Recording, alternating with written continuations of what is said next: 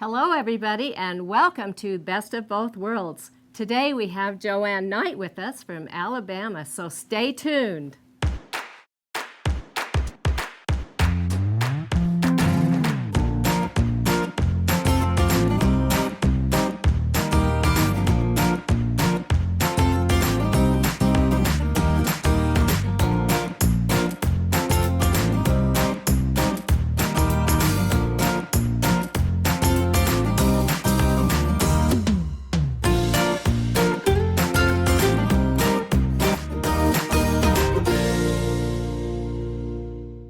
We are so excited today to have Joan Knight with us, and she is pretty famous in the Statler world, so let's get to know her a little bit better. Joan, welcome. Thank you. I'm glad to be here. I'm excited to be here. I'm glad that you are, and we're excited you're here.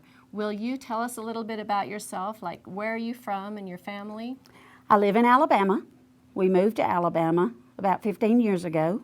Have 2 children, grown children, 2 grandchildren, and 1 in July coming. Ooh, little girl. Gonna have 3. Huh? Gonna have 3, and married to Dusty, and we live on a spot with 15 acres, and my studio is called a barn.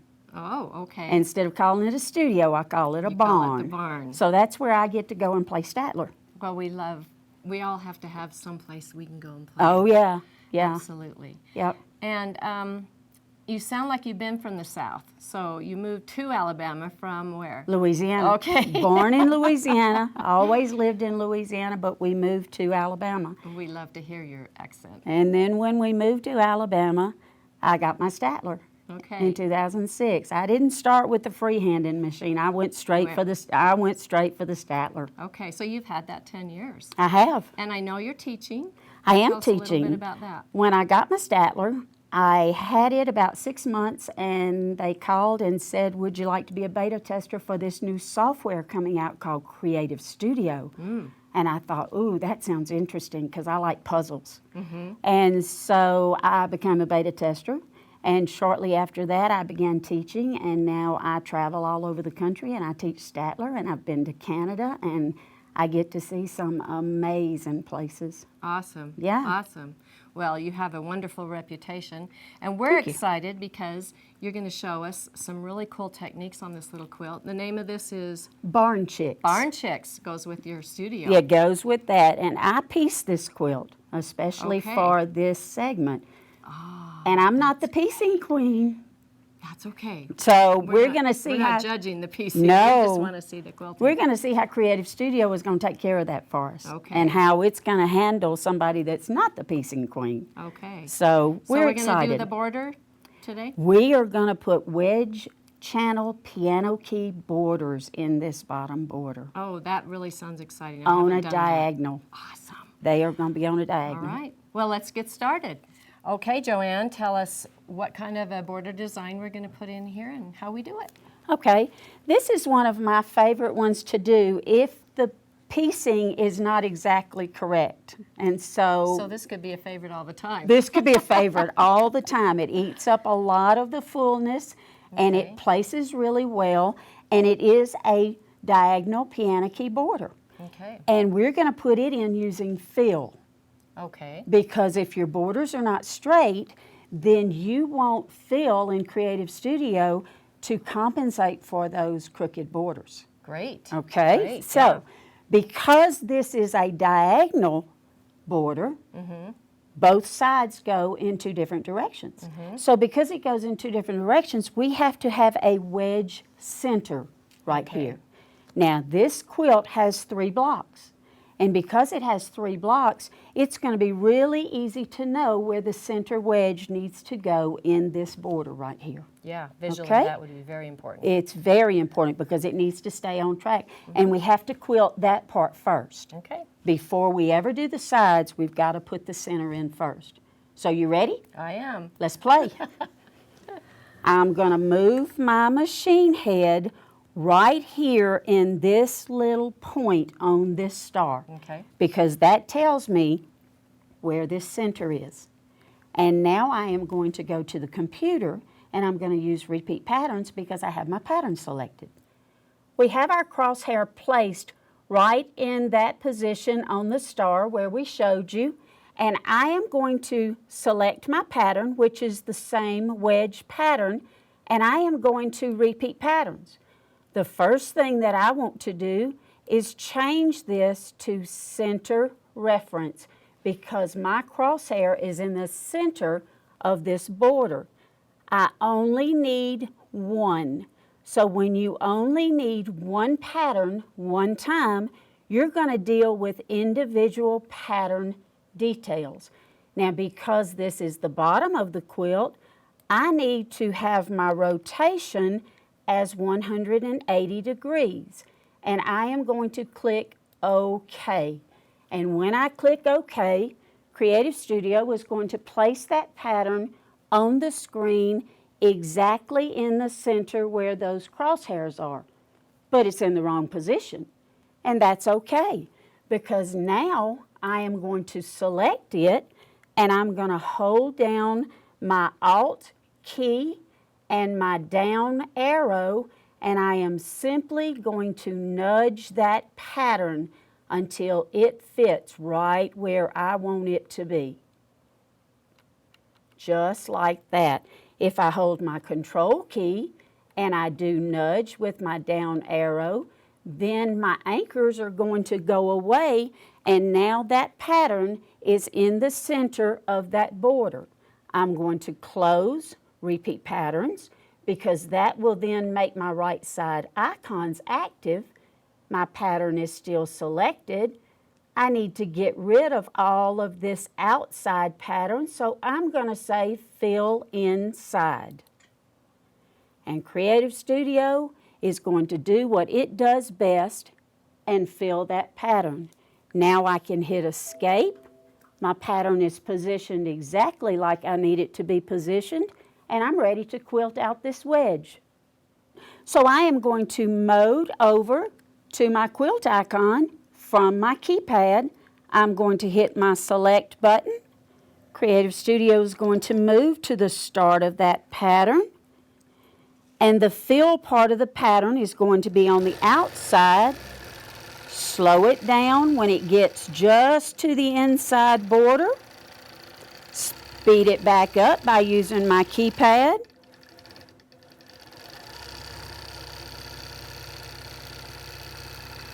When you are doing piano key borders of any kind, be careful not to lean very heavily on the quilt, because if you do, they're going to be crooked. And if they're crooked, they're not going to look very good. Just like that.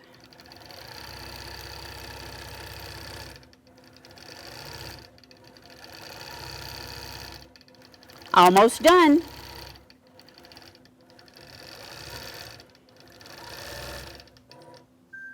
Finished. That is beautiful. Isn't it pretty? That is, and I would have thought you would have just started and gone across, but you've got your middle. You've got your middle. And so now you put the two sides in. I'm going to put the two sides in, and because I am using fill, and I want my borders and my boundaries to be very accurate, I'm going to click this boundary again because now I'm going to put the sides in. Okay. So I want to click them one more time. So go into my boundary icon. Okay. I am just going to use my laser light, and I'm going to click along here because it is a fill. I want this to be very accurate. So you use that laser light that's in your... I certainly do, Cool. because that tells me exactly where that needle's going to be. I'm going to go up diagonally Okay. to the outside, and because it's a fill, I'm going to click outside of where my basting line is. Okay. Because so it goes right out where you would be binding. Right out where I'm binding. I want this to be covered up by the binding. Clicking just like that and hit stop, and Creative Studio is going to close that boundary. That's wonderful. I know. I know. It is. And now I'm ready to put these in. Now there's a trick here, Linda. I bet. There is. We're going to learn the trick. There's a trick. If you quilt in the diagonal wedges, the diagonal piano keys, if you start from the center and you quilt this way, and this doesn't hit exactly like it needs to on that corner, it's going to be very obvious because this is a straight line. Oh, yeah. So what we want to do is quilt from the corner to the center, because if there is any shrinkage, it's going to be camouflaged by this center piece right here. Oh, okay. So I always go from the corner to In. the center. Okay. Always do Wonderful. it that way. So let's place this one. Okay. Now we're ready to place these piano keys in this side, and we're only going to do one side at a time, okay, because of shrinkage. I have placed my crosshair exactly on this line, and if you look at the screen, you can see that, because once you have a pattern quilted, it may not be in that position anymore. So I want to make sure that these are very accurate. So once I put this crosshair where this piano key is, now I'm going to go to repeat patterns and set up this side. Pattern is selected. Once again, I am going to go to repeat patterns. There is no need for me to measure this distance because piano keys are very easy to divide and place like I need them to place. This time I need several repeats, so I am going to go to repeat settings, and I am going to tell Creative Studio to give me 5 repeats. I do not want to do the angle on piano keys. I want Creative Studio to take care of any of this boundary that is not straight. I'm going to say OK, and it places those piano keys on the screen. If I scroll in really close, you can see the reason I needed to put that crosshair on my actual quilt. So I am going to select these piano keys, just like that, marquee selecting them, and I am going to place this one where that crosshair is. Not necessarily on top of this wedge, but where my crosshair is, and I am moving all of those piano keys. Obviously, I do not need all of these, but I put them in there because I wanted you to see that this is my diagonal corner, and you can see how much that piano key is off. But we're going to take care of that, and we're going to have a little trick on that. So the next thing that I need to do is close repeat patterns, because I want to access all of my right side icons. I'm going to use my divide, which is F7. This one I can totally delete by hitting the delete on my keyboard. I'm going to take this first one. I'm going to hit F7, which is my nodes, and pink nodes are divisible. So when I move my mouse and it turns into a crosshair, I can hit the D on my keyboard. That leaves that one piano key selected, and I'm going to hit delete. The reason I don't want that one is because it will quilt on top of the wedge center that I have already quilted.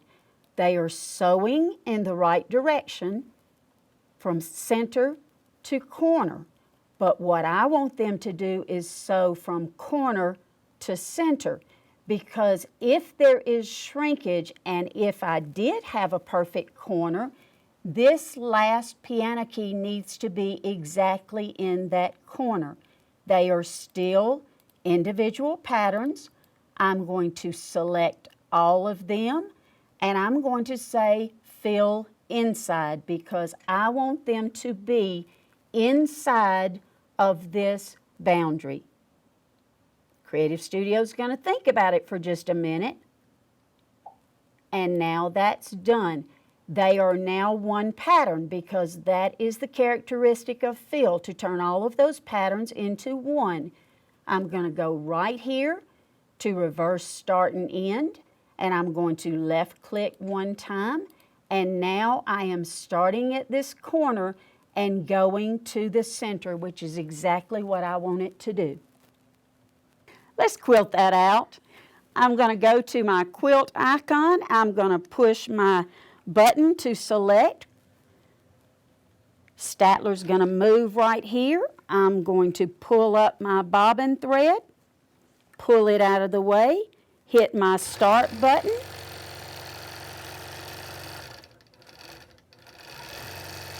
Slow it down when you get to the inside because that stitch in the ditch needs to be right in that ditch. Just like that.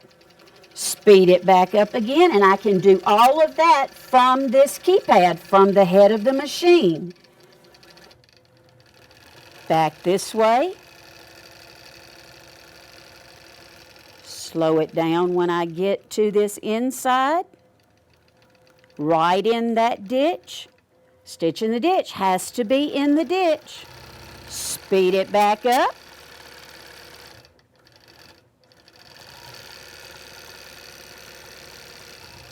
I keep my fingers right here on this keypad on that increase and decrease speed.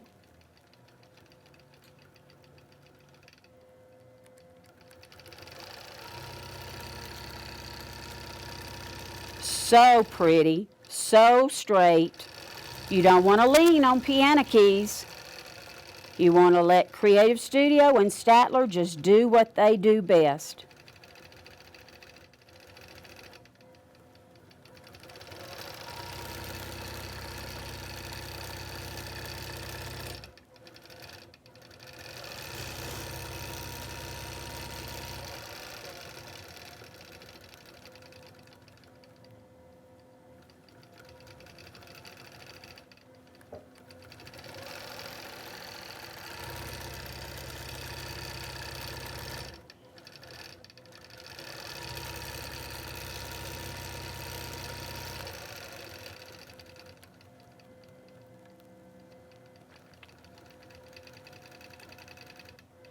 This is so incredibly accurate. I just absolutely love it. I do too. One of my favorite ones to do. And you can see how if there is any shrinkage, it's going to be camouflaged there instead of having to hit that corner exactly like we need to hit that corner.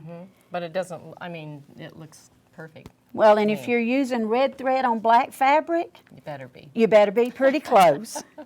So we're finished with that. All So we you do have the to other do is do side? the other side. Very same way. We want to do them one at a time. You don't want to set them up at the same time because if you do, it'll move. So it's very easy to do one, quilt it out, and then do the next one. That was fantastic.